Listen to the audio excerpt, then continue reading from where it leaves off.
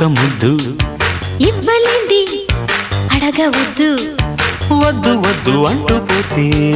చిన్నదాన ఎప్పుడంట ఇచ్చేదంట తన్ని ముద్దు ఇచ్చుకుంటే చిన్నవాడ పెళ్లి దాకా ఆగవంట కళ్ళతోటి పెళ్ళయింది చాలే ఇవ్వు